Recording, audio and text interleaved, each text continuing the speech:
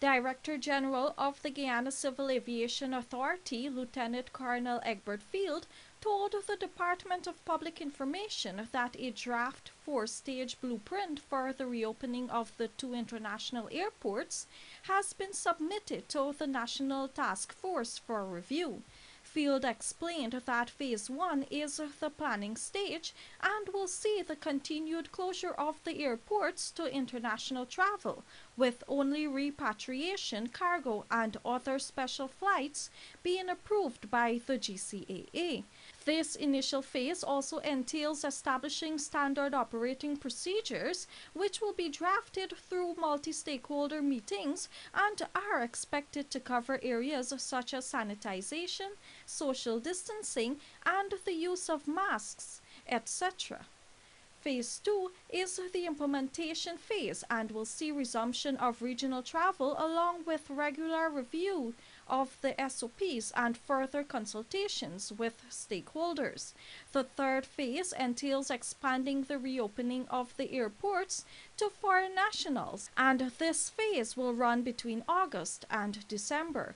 The final phase will see an extension of the airport's reopening into 2021 with a possible resumption to normalcy in the aviation sector. This phased reopening of the airports has been welcomed by the private sector. During a virtual briefing today, stakeholders lamented the impact the situation has had on local industries, especially the tourism sector. Because of the closure of the airport, there are obviously no flights coming in, no passengers coming in, because of all of the scientific reasons for social distancing and self-isolation.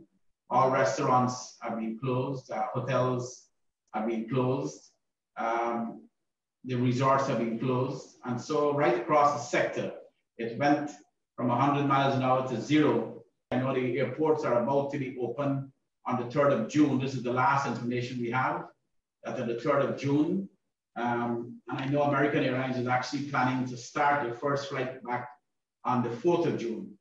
And I know that Eastern Airlines is also planning to start their operations immediately as the airport opens. Meanwhile, spokesperson of the Eugene F. Correa International Airport, Kit Nascimento, disclosed that the airport has lost some 80% of its revenues from both international and domestic flights.